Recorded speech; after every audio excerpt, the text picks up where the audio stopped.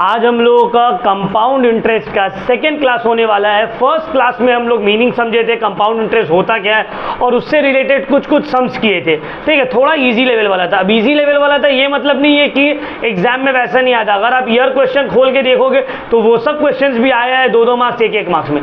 But आज का जो क्लास होने वाला है वो थोड़ा टिपिकल होने वाला है। आज हम लोग थोड़ा टफ सम्स करेंगे, थोड़ा डिफिकल्ट लेवल हम लोग बढ़ाएंगे। तो आज का क्लास थोड़ा ज़्यादा इंपॉर्टेंट है, बट हाँ आपको फर्स्ट क्लास भी देखना पड़ेगा तो ही सेकंड क्लास समझ में आएगा। ठीक है, तो हम लोग स्टार्ट करते हैं। आज टिपिकल क्वेश्चन है, कल 8 क्वेश्चन किए थे। 8 क्वेश्चन कम से कम हम लोग आज का भी टारगेट रखते हैं, बट आज का 8 क्वेश्चन थोड़ा टफ है। ठीक है, तो चलो क्वेश्चन लिख लो। स्टार्ट करते हैं क्वेश्चन नंबर 9 से। The difference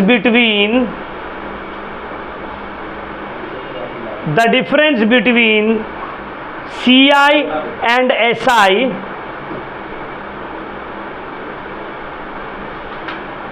on a certain amount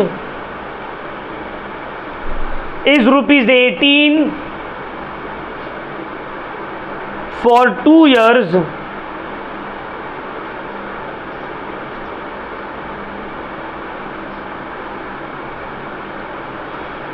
at 6% per annum, full stop. Find the amount.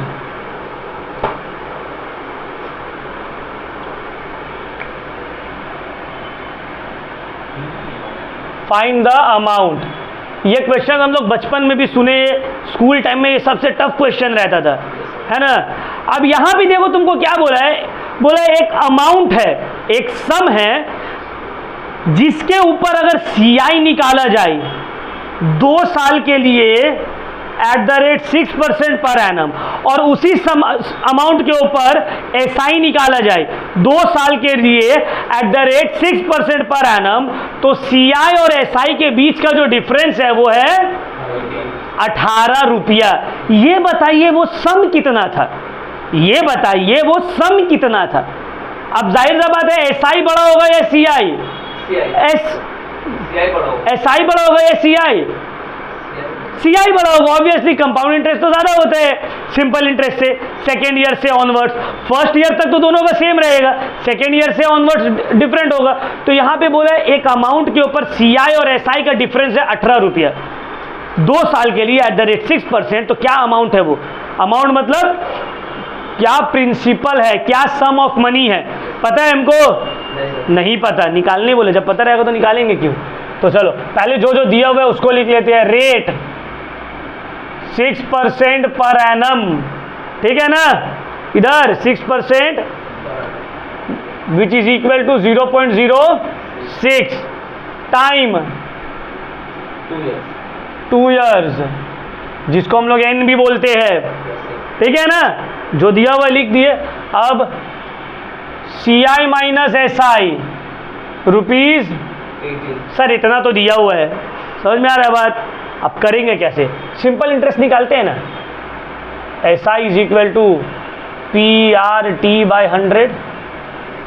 ठीक है, अब देखो यहाँ पे ध्यान समझना है, बाय 100 क्यों? कि जब रेट को 6% लिखेंगे, समझ में आ रहा है बात, क्लियर हो रहा है पॉइंट।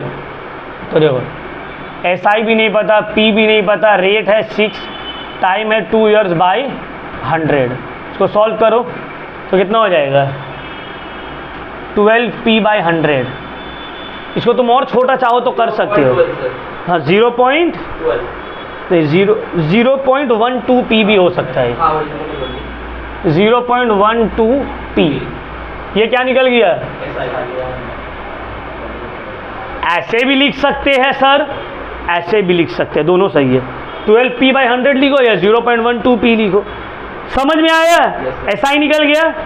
CI का फॉर्मूला P 1 + i⁻n-1, ठीक है ना, ठीक है। सॉल्व करते हैं। P 1 + 0.06 ⁻2 - 1। कैलकुलेटर का जादू, फिर कैलकुलेटर 1.06 into 1.06 equal to -1 तो आ गया 0.1236, यही आया ना, P इंटू 0.1236। तो अगर इसको लिखेंगे तो ऐसे नहीं लिख सकते हैं, अगर हम लोग चाहे तो क्या इसको ऐसे नहीं लिख सकते हैं, 0.1236P। क्लियर हुआ? ये निकल गया मेरा SI, ये निकल गया मेरा, ये निकल गया मेरा, ये निकल गया मेरा, दोनों के बीच का डिफरेंस। अब now CI minus SI is equal to 18। CI है 0.1236P minus 0.12P is equal to 18। इसको सॉल्व करो, माइनस 0.12 0.0036, यही आ रहा ना, 0.0036P इज इक्वल टू 18। तो P कितना हो जाएगा, 18 डिवाइडेड बाई 0.003, डिवाइड करो तो 18 डिवाइडेड बाई 0.0036, 5000 आ रहा है मेरा। देखिए कितना आराम से बना। इधर क्या हुआ, इधर देखिए समझ बन गया। ये क्या निकल गया मेरा, प्रिंसिपल।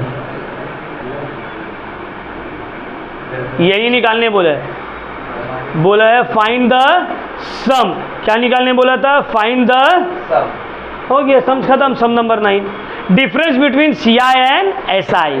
जो दिया हुआ है लिख दिए, ठीक है। CI का फॉर्मूला में पुट किए, SI का फॉर्मूला में पुट किए, SI आ गया P के टर्म्स में। CI के फॉर्मूला में पुट किए, CI आ गया P के टर्म्स में। दोनों का डिफरेंस दिया हुआ है, पुट किया, आ गया। क्लियर? चलो उतारो। चलो next question.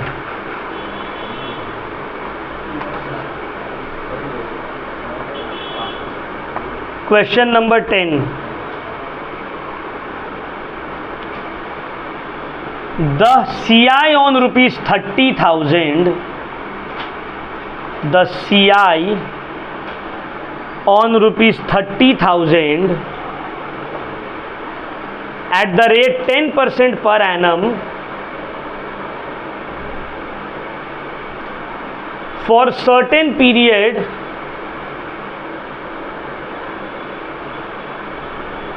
is rupees 9,930, full stop. Find the time period.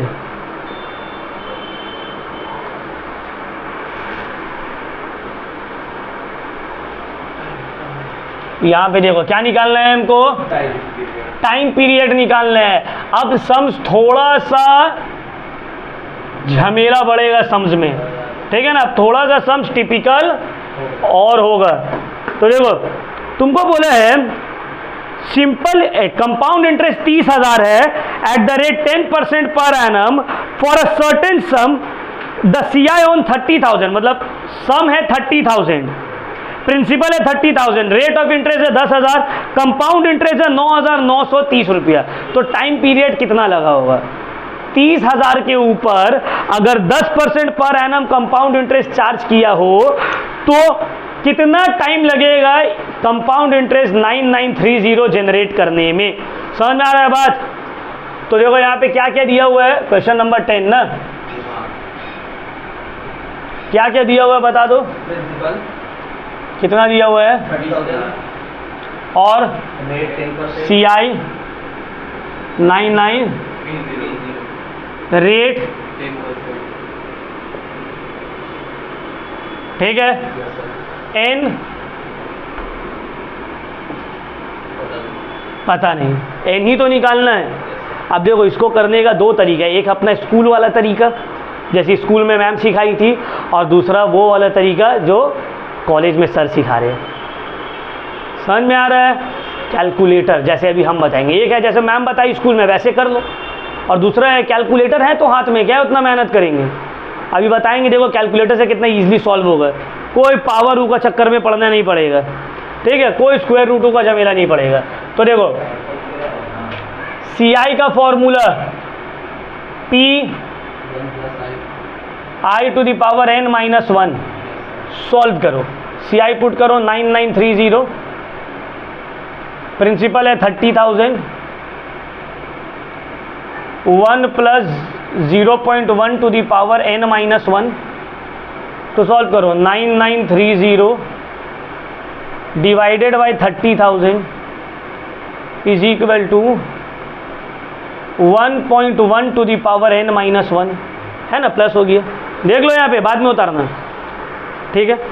अब 9930 30,000 bracket open 1.1 to the power n minus 1, minus 1 को वहाँ ले लो, 9930 divided by 30,000 plus 1 is equal to 1.1 to the power n, ठीक है।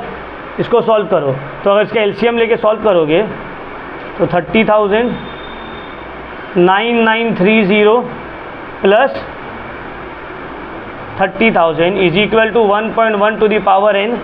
सॉल्व करो 3930 divided by 30,000 is equal to 1.1 to the power. यहाँ तक किसी का कोई डाउट? अब देखो, इसको करने को और भी छोटा तरीका है, हम छोटा तरीका नहीं लिए, हम छोटा तरीका सॉल्व कर ले। क्यों काटेंगे, यहाँ तक आ गया। अब इसको सॉल्व करो, इसको डिवाइड करो। अब देखो, एक तो तरीका मैम सिखाई, मैम ये सिखाई कि बाबू ये दोनों नंबर को स्क्वायर रूट में लाके ऐसा पावर में चेंज करो जो कट जाए, जब पावर सेम हो जाएगा कट जाएगा इक्वल। तो उतना करने जाएंगे, अभी सोच दिमाग में आ रहा है यार ये कितना है कितना है कितना। अब इसको काटो, समझे, जब काटोगे तो तुम्हारा आएगा 1331 डिवाइडेड बाई 1000। उसके बाद तुमको लगेगा अरे 1000 तो 10 का क्यूब है, हाँ सही है। और ये 1331 किसका क्यूब है, कैलकुलेटर में मार मार के देखे, मिल जाएगा। तो उतना टाइम नहीं है, समझ में आया बात। इसको डिवाइड करो, कितना आ रहा है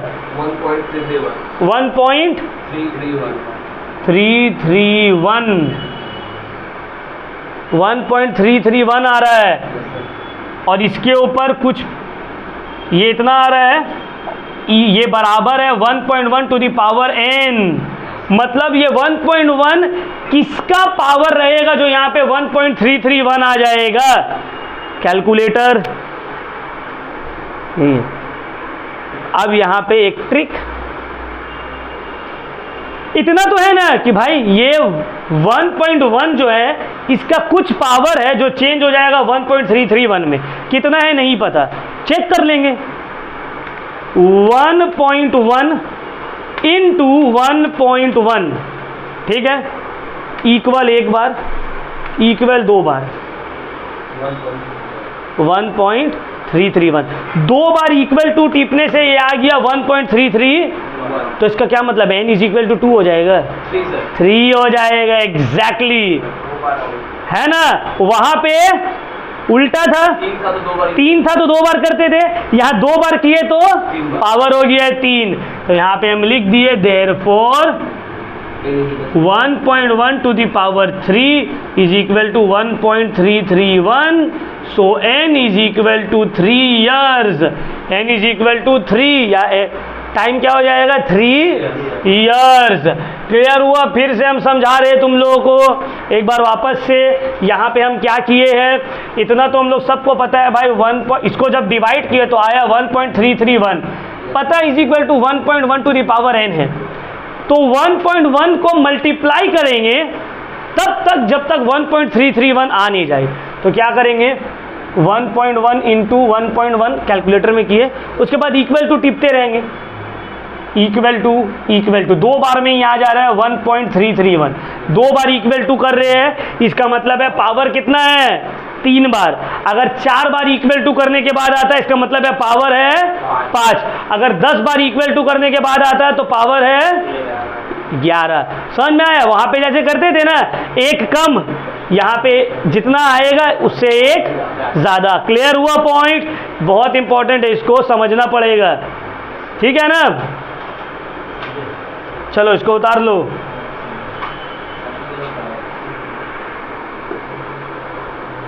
या इसको लॉग लेके भी कर सकते हैं, अगर लॉग का वैल्यू दिया हुआ रहता तो।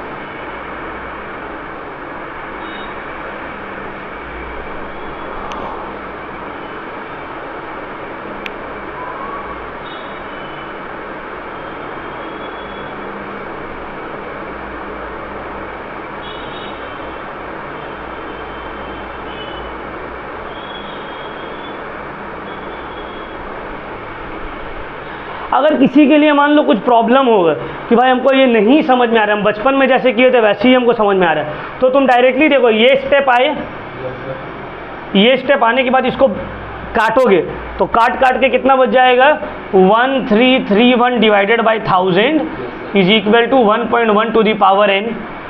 अगर मान लो कोई बच्चा में जैसे कि सर वो कैलकुलेटर वाला नहीं समझ में आ रहा तो वैसे ही करो, टाइम तुम्हारा थोड़ा ज़्यादा लगेगा। अब देखो तुमको देखना होगा ये 1000 किसका पावर है 10 क्यूब, 1331 किसका पावर होगा। अब देखो नीचे अगर 10 है तो ऊपर में 10 है टू दी पावर 3, तो ऊपर में भी कुछ नंबर होगा जिसका पावर 3, तो 1331 है 11 का क्यूब, तो 10 बाई 11 का cube is equal to 1.1 to the power n। ठीक है ना, 10 बाई 11 का मतलब क्या है 1.1 to the power 3 is equal to 1.1 to the power n, therefore n is equal to 3। Clear हुआ पॉइंट। ये सिंपल जो बच्चा क्लास में हम लोग करते थे वैसे करके भी इसको निकाल सकते हो। और कैलकुलेटर है तो इतना क्यों करेंगे, डायरेक्टली सिंपल सा सम्स करेंगे ना डायरेक्ट। चलो next question, question number 10 sorry हाँ question number 11। In what time the sum of money double itself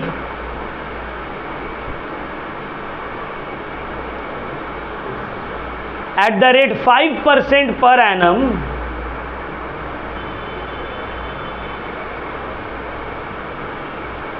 compounded half yearly।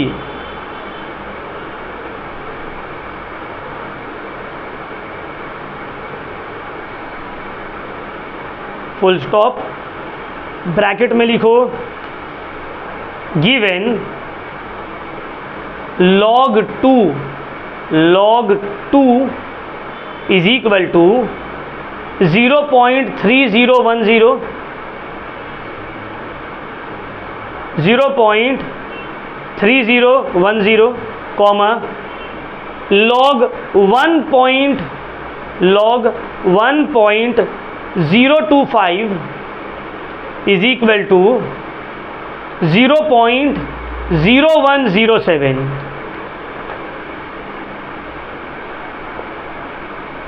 अब देखो यहाँ पे log का वैल्यू दे दिया है सर, मतलब क्या है, मतलब ये सब में log यूज होगा। अब तक तो हम लोग कंपाउंड इंटरेस्ट ऐसा कभी नहीं किया जहाँ पे log यूज हुआ है। log का नॉलेज तुम लोग को होगा, कौन सा क्लास में था 9 या 10? 10 में था ना log। उसके बाद से तो आज तक मुलाकात नहीं हुआ होगा रास्ता घाट में भी कभी। 10 में भी स्किप कर दिया था सर। और 10 में कोई ज़्यादा बातचीत नहीं था। ठीक है, जब लॉग वाला चैप्टर करेंगे तो डिटेल में करेंगे, अभी तो बेसिक लॉग है इसमें। क्वेश्चन में बोला है कि कौन सा सम ऑफ मनी डबल हो जाएगा 5% पर एनम कंपाउंड इंटरेस्ट में कंपाउंडेड हाफ ईयरली। तुमको कुछ यहाँ पे नहीं बताया है, सिर्फ बोल दिया है रेट ऑफ इंटरेस्ट। क्या बोल दिया है? Rate of number 11। ध्यान से समझने हैं, आ रहा है ना ये, आ रहा है ना।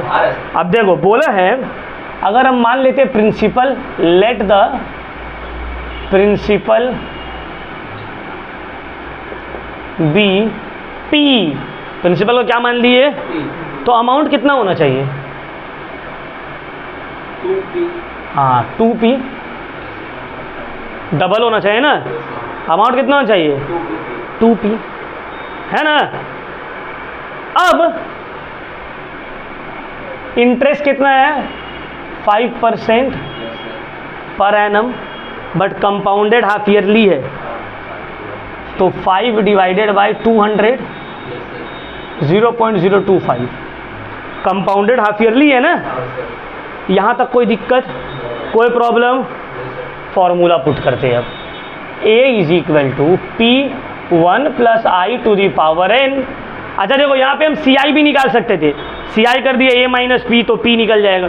CI का फॉर्मूला नहीं पुट करेंगे, अमाउंट से ही काम हो जाएगा, सब फालतू का सम्स बड़ा हो जाएगा। ठीक है ना। फॉर्मूला पुट किए, अमाउंट कितना है?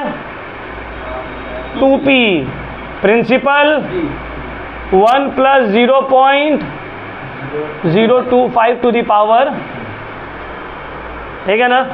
अब देखो 2p/p, 2p/p is equal to 1.025 to the power n।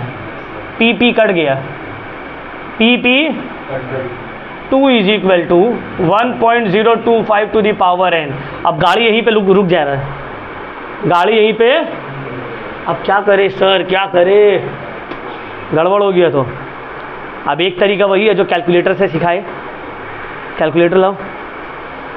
एक तो वही तरीका है सर, वो तरीका से नहीं होगा। हाँ होगा बाबू, क्यों नहीं होगा।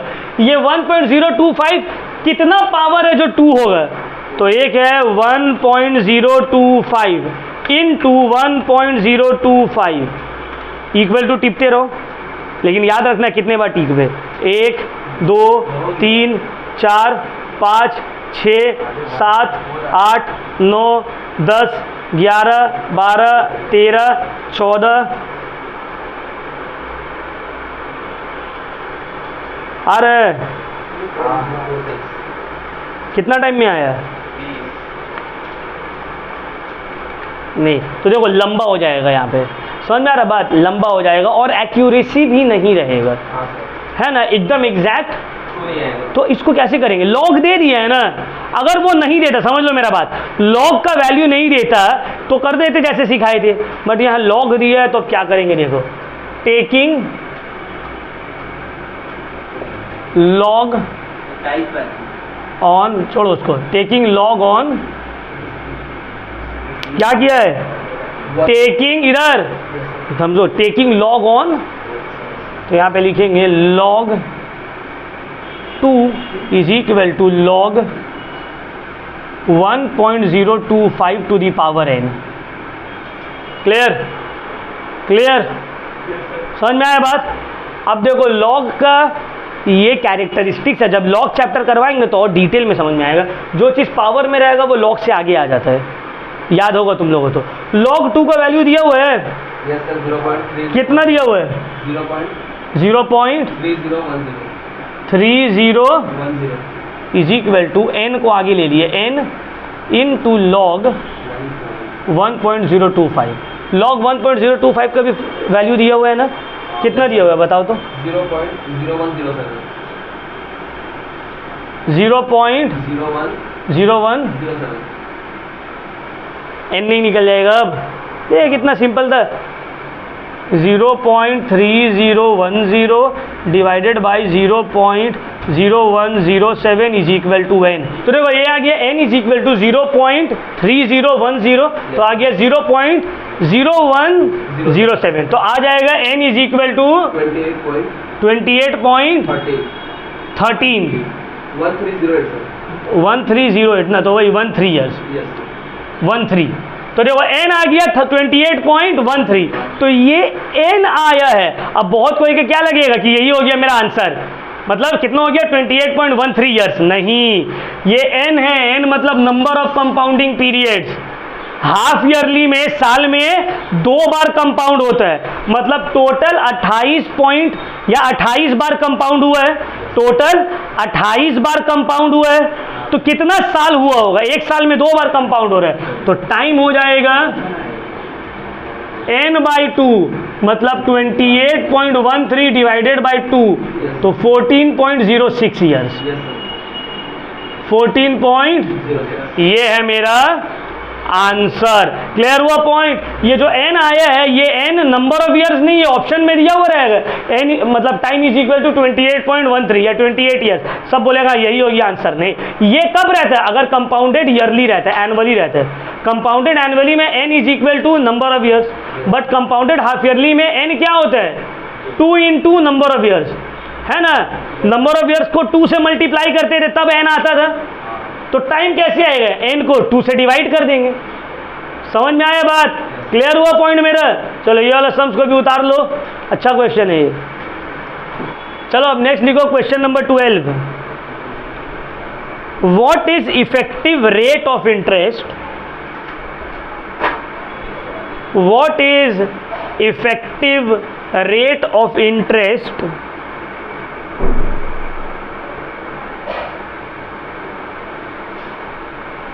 If interest is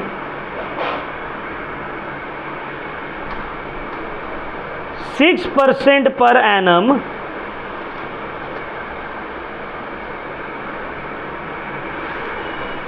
compounded quarterly,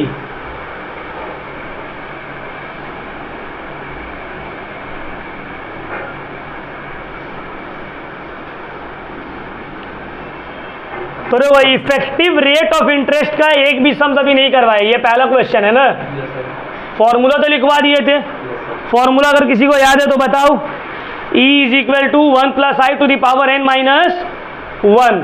effective rate of interest का फॉर्मूला था E is equal to 1 + i to the power n minus 1। यही था, हाँ है ना, यही था ना। अब यहाँ पे i क्या हो जाएगा, i तो सिर्फ चाहिए। i कितना परसेंट है? 6% पर एनम। 6 डिवाइडेड बाय 400, बहुत अच्छा। 0.015। 400 क्यों किए राशिद? हाँ, क्वार्टरली है तो इंटरेस्ट को डिवाइड किया 400 से। समझ में आया बात? हाफ ईयरली रहता तो 200, मंथली रहता तो 1200। समझ में आया? चलो इसको पुट कर देते हैं। 1 + 0.015 to the power n minus 1। n कितना है? n दिया हुआ है? नहीं सर, नहीं दिया हुआ। दिया हुआ है तो 4 ईयर, और दिया हुआ नहीं है n नहीं दिया हुआ। कंपाउंडेड क्वार्टरली मतलब n मतलब यहाँ पे देखो एक ईयर, कुछ नहीं है तो 1 ईयर। समझ में आ रहा है बात? तो n is equal to 1 into 1 साल है ना, 1 साल का ही बोला है यहाँ पे, ठीक है, कुछ नहीं बोला, इसका मतलब 1 साल है। क्लियर हो जाए क्वेश्चन में? देखो, what is the effective rate of interest if the interest is 6% per annum compounded quarterly. कहाँ बोले कुछ, तो 1 ईयर। तो नंबर ऑफ कंपाउंडिंग पीरियड क्या हो जाएगा? क्वार्टरली है तो इंटू 4, तो n हो गया, सॉल्व हो जाएगा। तो सॉल्व करो, इसको पूरा को सॉल्व करोगे तो आएगा 0.0613। 0.0613 पूरा सॉल्व करोगे। 4 जैसे हम बताए थे, कैलकुलेटर लेके, हाँ, उसके बाद कैलकुलेट करेंगे। 1.015 इंटू 1.015, सही है ना? 1 2 3, ठीक है, 4 है तो 3, -1 0.0613, ठीक है ना। 136 भी ले सकते हैं, पॉइंट के बाद 4 नंबर लेंगे ना, तो 0.0136 है, तो यहाँ पे 136, 4 डिजिट लेंगे ना। 0.06, हाँ ठीक है, ठीक है।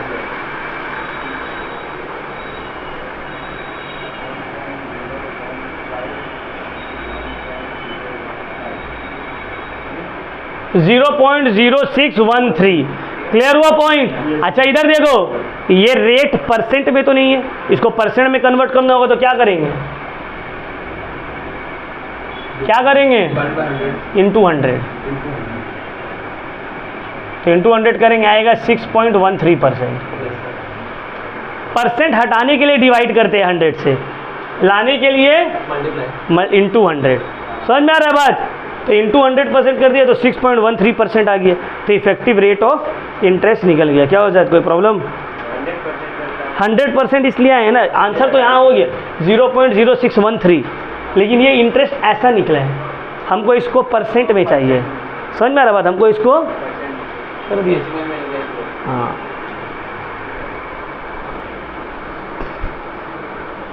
चलो नेक्स्ट क्वेश्चन लिखो, question number 13। Which of the following is better investment? Which of the following is better investment?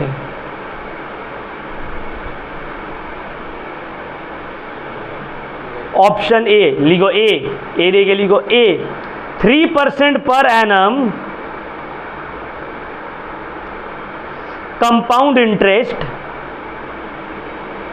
Compounded quarterly 3% per annum, compound interest compounded quarterly, और B 3.2% per annum simple interest.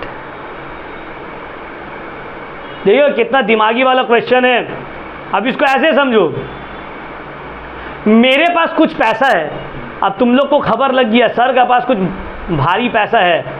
अब मेरे पास आया रोहित, रोहित बोला कि भाई मेरे पास एक स्कीम है, जो भी पैसा है हमको दे दीजिए, हम आपको 3% पर एनम कंपाउंड इंटरेस्ट देंगे और कंपाउंडेड क्वार्टरली। फिर राशिद आया, उसका बात मत सुनिए, मेरा बात सुनिए, हम आपको 3.2% पर एनम देंगे सिंपल इंटरेस्ट। अब हम हो गए टेंशन में, अब देख के तो लग रहा है 3.2% दे रहे हैं, कर दो इन्वेस्ट, जीत गए, ज़्यादा दे रहे हैं वो, रोहित तो 3% दे रहे हैं, लेकिन रोहित तो दे रहा है कंपाउंड इंटरेस्ट कंपाउंडेड क्वार्टरली। अब जो है मेरा सर घूमने लगा, कौन सही है कौन गलत है समझ में नहीं आ रहा। अगर दोनों ही सिंपल इंटरेस्ट रहता तब मेरे लिए इजी था चूज करना कि भाई 3.2% दे रहा, चूज कर लिए। लेकिन एक बोल रहे हम कंपाउंड इंटरेस्ट दे रहे, वो भी कंपाउंडेड क्वार्टरली, समझ में आ रहा बात, और एक बोल रहे हम सिंपल इंटरेस्ट दे रहे, रेट भी दोनों का डिफरेंस है। अगर देखो कंपाउंड इंटरेस्ट भी 3.2% एक साल के लिए ही देता तो कोई फर्क नहीं पड़ता है ना, क्योंकि पहला ईयर में सेम होता है, लेकिन ये बोल दिया कंपाउंडेड क्वार्टरली। अब हम टेंशन अपना पैसा दे कि तो किसको दे, तो अब इसमें क्या करेंगे, इफेक्टिव रेट निकालेंगे। जनरली मैम लोग स्कूल में क्या कराती थी, बोलती थी ये कोई प्रिंसिपल मान लो, लेट द प्रिंसिपल भी 10,000, और 10,000 के ऊपर पहले 3.2% सिंपल इंटरेस्ट निकालो एक साल का। अब वही 10,000 के ऊपर 3% कंपाउंड इंटरेस्ट कंपाउंडेड क्वार्टरली वो निकालो, और देखो किसमें अमाउंट ज़्यादा आ रहा है, जिसमें अमाउंट ज़्यादा उसमें इन्वेस्ट कर दो। स्कूल में हम लोग भी वैसे किए, लेकिन यहाँ पे वैसे नहीं करेंगे, उतना टाइम नहीं है। यहाँ पे इफेक्टिव रेट ऑफ इंटरेस्ट निकालेंगे, दोनों में से जिसका इफेक्टिव रेट ऑफ इंटरेस्ट हुआ ज़्यादा वो हो गया बेटर इन्वेस्टमेंट। समझ में आया, दोनों में से जिसका इफेक्टिव रेट ऑफ इंटरेस्ट हुआ ज़्यादा। वैसे बचपना का तरह नहीं करेंगे, या फिर जो बहुत सारे टीचर्स लोग ऐसे बोलते हैं कर लो, लेट द प्रिंसिपल भी 10,000 या 1,000, और उसके ऊपर फॉर्मूला पुट करके अमाउंट निकालो, दोनों से सिचुएशन में दोनों का जो अमाउंट ज़्यादा होगा वो हो गया। उतना बड़ा क्यों करने जाएंगे, तो डायरेक्टली क्वेश्चन नंबर 13, तो एसआई का तो डायरेक्टली निकला ही हुआ है 3.2% पर एनम। कंपाउंड इंटरेस्ट का निकालेंगे, समझ में आ रहा है, तो अब कंपाउंड इंटरेस्ट में इफेक्टिव रेट निकालना होगा, जिसमें आई है कितना परसेंट, 0.03 पर एनम, तो होगा 3/400। कंपाउंडेड हाफ ईयर क्वार्टरली है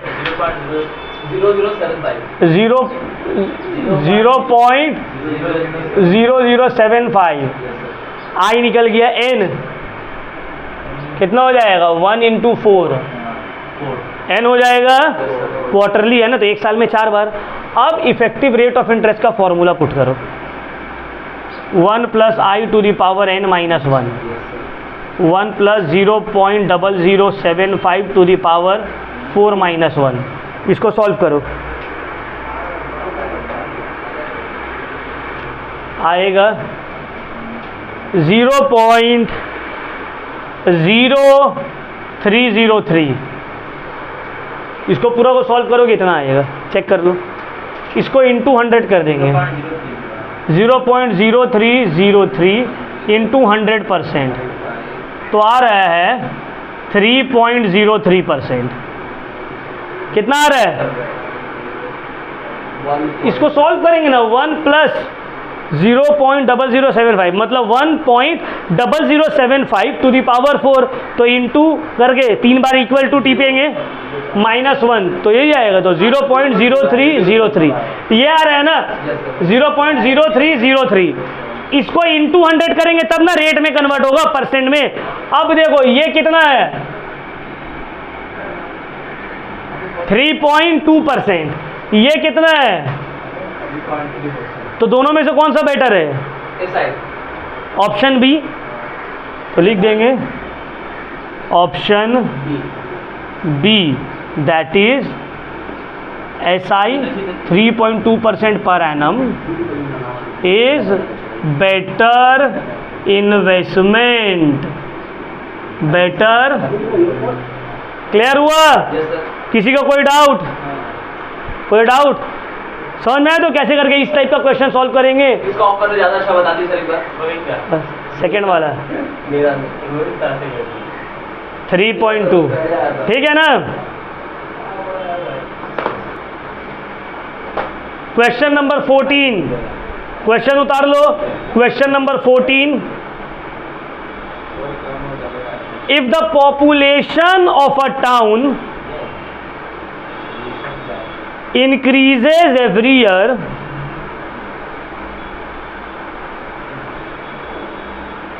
by 2%,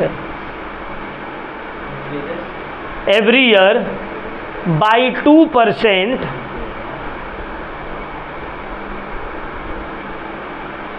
in how many years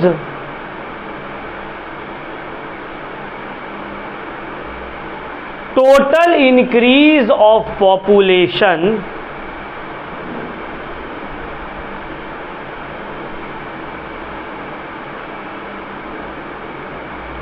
will be 40%? अब देखो कभी कदार ना पॉपुलेशन ये सब कभी क्वेश्चन आते हैं कंपाउंड इंटरेस्ट में, करंट पॉपुलेशन, फ्यूचर पॉपुलेशन। अब लिखो फुल स्टॉप के बाद लॉग, ब्रैकेट में लिखो log 1.02 इज इक्वल टू 0.0086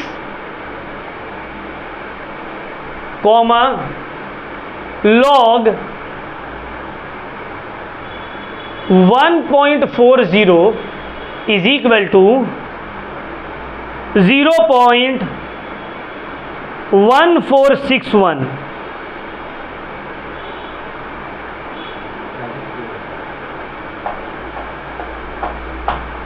अब देखो ये जो फॉर्मूला है कंपाउंड इंटरेस्ट के तरह ही फॉर्मूला है, बट यहां पे नंबरिंग हम लोग चेंज कर देंगे, अल्फाबेट अलग यूज करेंगे। बोला है एक टाउन है जिसका पॉपुलेशन, समझ लो एक टाउन है जिसका पॉपुलेशन हर साल 2% बढ़ रहा है, तो 40% बढ़ने में कितना समय लगेगा? अब बहुत कोई दिमागी वाला लड़का रहेगा, फट से आंसर निकाल दिया। 2% हर साल बढ़ रहा है सर, तो 40% बढ़ने में 20 साल लगेगा। क्या कर रहे हैं आप? ये सब करवाइएगा। अब फट से ऑप्शन भी दिया रहेगा, टिक कर दिए, क्लियर मामला। समझ में आए बात? लेकिन हो जाएगा गड़बड़। देखो मान लो अगर पॉपुलेशन है अभी 100, तो 2% बढ़ के हुआ 102। अगला बार 102 का 2% बढ़ेगा, 100 का 2% नहीं बढ़ेगा। समझ में आ रहा है बात? उसके बाद कुछ हुआ तो उसका 2%। अगर इनिशियल वैल्यू का 2% बढ़ता तो 40 खत्म। 40 है 20 साल में बढ़ जाएगा सर। तो अब तुमको निकालना है यहाँ पे, कैसे करके निकलेगा? कंपाउंडिंग वाला फॉर्मूला यूज होगा। समझ में आ रहा है बात? लॉग का वैल्यू दिया हुआ है मतलब यूज करेंगे, ठीक है ना? तो देखो यहाँ पे क्वेश्चन नंबर 14, अगर हम मान लिए लेट द, कैमरा में आ रहा है ना? Yes sir. Let the present population be 100। Present population कितना मान लिए? 100। तो फ्यूचर पॉपुलेशन क्या हो जाएगा? 102 ना, टोटल कितना बढ़ रहा है? 40% ना। 100 प्लस 140, यहाँ तक कोई डाउट? 140, बहुत सही। अब देखो इंक्रीज हो रहा है पर ईयर कितना परसेंट से? 2%, विच इज 0.02। एवरी ईयर कितना से इंक्रीज हो रहा है? 2%, मतलब 0.02। तो अब देखो यहाँ अगर कंपाउंड इंटरेस्ट वाला फॉर्मूला पुट करे अमाउंट वाला, ये तो डायरेक्ट अमाउंट है ना, तो हम यहाँ पे लिखेंगे फ्यूचर पॉपुलेशन या फिर PN is equal to P0 1 plus I to the power n। यहाँ पे देखो पूरा कंपाउंड इंटरेस्ट वाला ही है, बट यहाँ पे थोड़ा सा हम एक अपना यूज किए हैं, P N is equal to future population. ठीक है ना, P0 is equal to present या current population, I is equal to growth rate, N is equal to number of. अब देखो अगर तुम लोग सम्स बनाते ना तो ऐसे करके लिखते, एग्जाम में एग्जामिनर को पता रहने का ना क्या क्या है नहीं है, बट तुम लोग सम्स नहीं बनाओगे, तुम लोग क्या करोगे, टिक करोगे। बट फिर भी समझना तो होगा ना, कल को मान लो ऑडिट्स एंड अकाउंट्स एग्जाम दिए, WBCSO दिए, मेंस में मैथ्स का क्वेश्चन रहा तो होना चाहिए ना। क्लियर हुआ पॉइंट? फॉर्मूला देखो, अगर देखोगे तो amount is equal to principal plus 1 plus I to the power n, बस अमाउंट और प्रिंसिपल की जगह PN और P0 लिख दिए। क्लियर हो रहा है पॉइंट? तो फ्यूचर पॉपुलेशन कितना है, 140, present 100, 1 plus 0.02 to the power 140 by 100 is equal to 1.02 to the power, तो ये हो गया 1.4 is equal to 1.02 to the power. Sir यहाँ पे भी वही वाला ट्रिक लगाइए ना, कैलकुलेटर वाला ट्रिक। हाँ लग जाएगा, देखो 1.02 इंटू 1.02, 1 2 3 4 5 6 7 8 9 10 11 12 13 14 15 16 बार में आ रहा है। 16 बार इक्वल टू करने के बाद 1.4 आ रहा है, मतलब n कितना हो गया, बिना लॉग का सॉल्व हो गया ना, है ना। 1.02 इंटू 1.02 इक्वल टू करते करते करते कितना बार कर दिए, 16 बार, तो n कितना हो गया, 17, कितना हो गया, n is equal to, calculator use करके, है ना। क्या किए, 1.02 इंटू 1.02 करते गए, तो बार बार ने 1.02 इंटू 1.02 कैलकुलेटर में किया, उसके बाद इक्वल टू करते गए। इक्वल टू कितना बार किए, 16 बार किए, तब जाके आया 1.4। इसका मतलब है n कितना हो गया, 16 बार करने से n हो गया 17। तो ये तो एक तरीका है करने का शॉर्टकट जो तुम लोगों को सिखा दिए, बट यहाँ पे लॉग का वैल्यू दिया हुआ है ना, ये भी कर, आंसर आने से मतलब है यार, मेरा आंसर यहीं पे हो गया खत्म, बट लॉग का वैल्यू दिया हुआ है, तो यहाँ पे ऐसे नहीं करेंगे बाबू। अगर बड़ा सम्स करना होगा ठीक है तो लॉग को यूज़ करेंगे, तुम लोग कर सकते हो, समझ में आ रहा बात, बट हम लोग यहाँ पे लॉग को यूज़ करेंगे, टेकिंग लॉग। हाँ आंसर लिख सकते हो, हम बस तुम लोग को सिखा दे रहे हैं। अगर सम्स बनाने का रहा तो क्या करोगे, अगर आगे सम्स बनाने का रहा तो taking log both sides, log 1.4 is equal to log 1.02 to the power n। देखो यहाँ पे log 1.4 कितना है वैल्यू,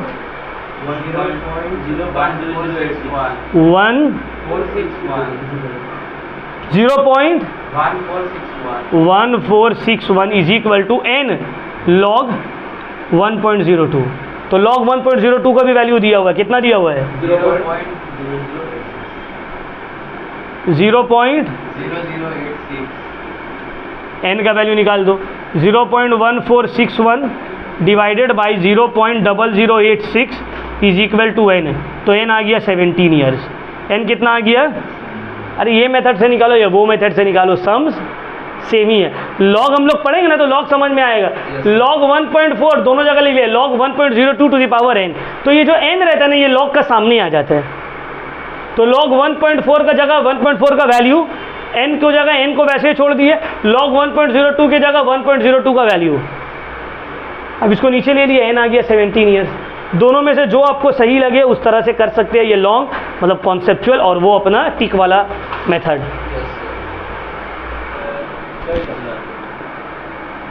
चलो अब हम लोग आते हैं नेक्स्ट टाइप का क्वेश्चन। हम लोग पॉपुलेशन वाला भी कर लिए है ना। अगर यहाँ पे देखो इधर समझो, अगर प्रेजेंट पॉपुलेशन निकालने देता तो भी निकाल लेते ना हम लोग। मान लो फ्यूचर पॉपुलेशन बता देता और प्रेजेंट पॉपुलेशन निकालने बोलता वो भी हम लोग निकाल लेते, ग्रोथ रेट निकालने बोलता वो भी हम लोग निकाल लेते, आई नंबर ऑफ ईयर्स कितना लगेगा वो भी बोलता तो निकाल लेते।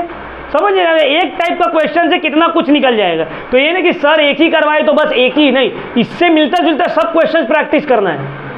समझ में आ रहा है बात? क्योंकि अगर हम एक एक क्वेश्चन सब टाइप का करने लग गए बुक से बैठाकर 200-250 क्वेश्चन, तब तो इसी में एग्जाम आ जाएगा। तो हम अलग अलग टाइप्स कवर करेंगे, आप लोग उस अलग अलग टाइप्स को प्रैक्टिस करिएगा। चलिए अब नेक्स्ट हम लोग करते हैं डेप्रिसिएशन वाला सम्स। अब हम लोग करेंगे डेप्रिसिएशन वाला सम्स, हेडिंग दे दो डेप्रिसिएशन वाला सम्स।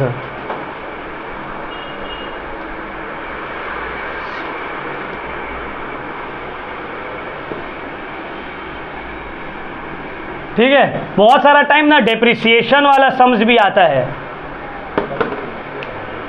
ठीक है ना। तो डेप्रिसिएशन वाला सम्स, अब यहां पे फॉर्मूला देख लो, S is equal to C1 minus I to the power N। अब यहां पे सर ये क्या क्या लिखवा दिए, इसका मतलब क्या है उसको बता दो। S का मतलब है scrap value, S is equal to C is equal to cost of asset, I is equal to depreciation rate,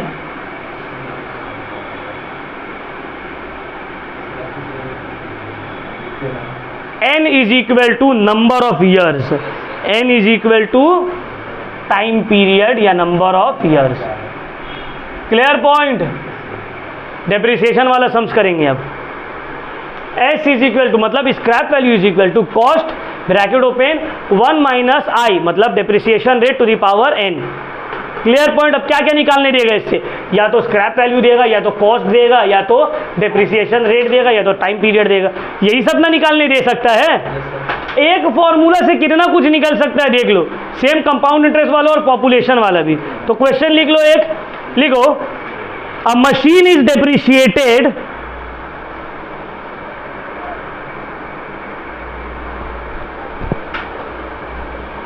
at the rate 20%, comma 20%, comma the original cost was rupees, the original cost was rupees 1 lakh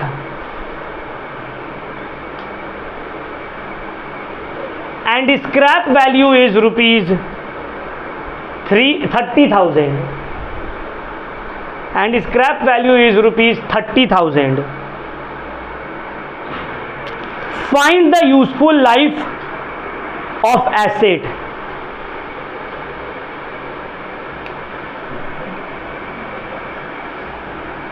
Sum number 15, S is equal to C1 minus I to the power N। Useful life पहले ही सम दे रही है bouncer, N निकालो। मतलब useful life का मतलब क्या, number of years या टाइम पीरियड कितना वो चला है वो निकालो। तो अब सब कुछ दिया हुआ है। तो S स्क्रैप वैल्यू है 30,000, कॉस्ट है 1 लाख, 1 माइनस I कितना होगा 30% मतलब 0.3 टू दी पावर N है ना। यहाँ पे I is equal to 30% which is 0. Clear हो रहा है पॉइंट? समझ में आ रहा है? चलो सॉल्व करो इसको। 30,000 1 lakh is equal to 0.7 to the power N है। कितना आ रहा है? 0.3 is equals to 0.7 to the power N. कितना आ रहा है? 0.3 वो 30,000 डिवाइडेड बाय 10,000 और 1 लाख। गड़बड़ कर दी एक हम।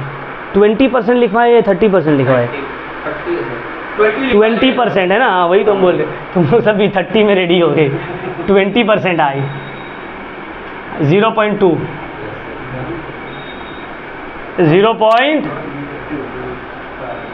0.8 तो कितना आ रहा है? 0.2 30 डिवाइडेड बाय 1 लाख कितना आ रहा है? 0. 0.3 is equal to 0.8 to the power n। यहाँ पे आके अटक गया सम्स। क्या हो बोलो, क्या हो रोहित? देखो ये 30% नहीं था, वो 20% था। डेप्रिसिएशन का क्वेश्चन में 20%, हम गलती से 30% बोल दिए। तो 20% मतलब 0.2, तो यहाँ पे 0.2, 1 माइनस 0.2 तो 0.8। 0.8 to the power n is equal to 0.3। अब ये कैसे निकलेगा? 0.8 टू दी पावर कितना 0.3 होगा? कैलकुलेटर हाथ में, 0.8 इंटू 0.8। अब इक्वल टू टिपते जाओ, 1 2 3 4, 4 बार में। कितना बार में? 4 बार में। कितना बार में? 4 बार में। 4 बार में। तो n का वैल्यू क्या हो गया? 4, 5। हाँ 5। n का वैल्यू हो गया 5 इयर्स। देखो 0.8 इंटू 0.8 करने के बाद 4 बार तुम इक्वल टू टीप रहे हो, तब आ रहा है 0.3।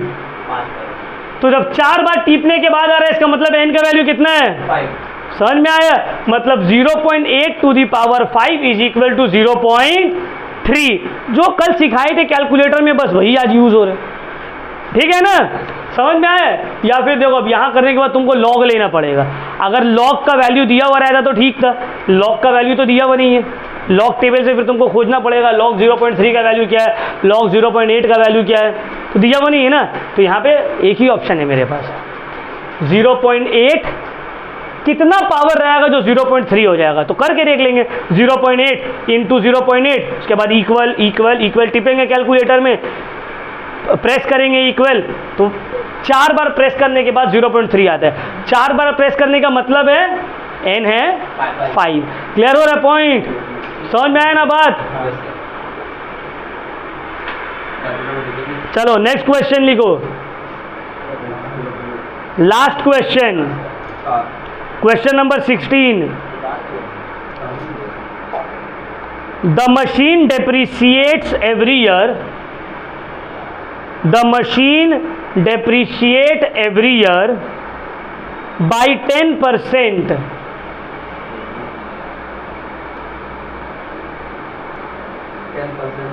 And its scrap value after 4 years will be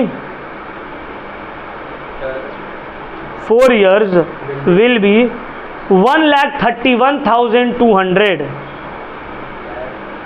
1,31,200 full stop. 200 1,31,200 full stop. Find its original cost. Find its original cost. यहाँ पे C निकालने दे रही है। यहाँ पे क्या निकालने दे रही है? C cost. तो चलो जो जो दिया हुआ है पहले उसको लिख लेते हैं। क्या क्या दिया हुआ है? Scrap value 1,31,200 is equal to C 1 minus I कितना होगा? कितना परसेंट है? 10% है ना? 0.1। n कितना है? 4 years. 4। तो 1 माइनस 0.1 टू दी पावर 4, तो 1,31,200 is equal to C 0.9 to the power 4। तो 0.9 टू दी पावर 4 निकालो, तो कैसे निकलेगा? देखो 0.9 इंटू 0.9, 1 2 3, 3 बार पावर 4 है तो इक्वल टू कितना बार टिपेंगे? है ना? तो आ गया 0.6561. C इंटू 0.6561, तो C निकल गया। 1,31,200 divided by 0.6561 is equal to C कितना आ रहा है? 1,99,970। 1,99,970, 69.5 आ रहा है तो 970 या 69.5 भी लिख सकते हो, कैलकुलेटर तो है ही। ये आ गया मेरा कॉस्ट। क्या कोई प्रॉब्लम? हंस रहे क्या इतना? कैलकुलेटर सर तोड़ देंगे। नया खरीद के देंगे, तोड़ देंगे तो क्या टेंशन। बोल ले कि नया वाला सर का उठा के दे देंगे। देखो ये वाला सम्स हो गया कंप्लीट, ठीक है।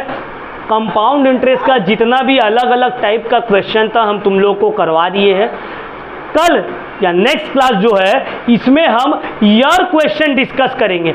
जितना भी ईयर क्वेश्चन है पिछला 5 साल का मिनिमम 5 साल करना, तो 20 साल का प्रैक्टिस है, 5 साल का हम कल डिस्कस करेंगे। तुम लोग को होमवर्क देंगे, तुम लोग बनाओगे।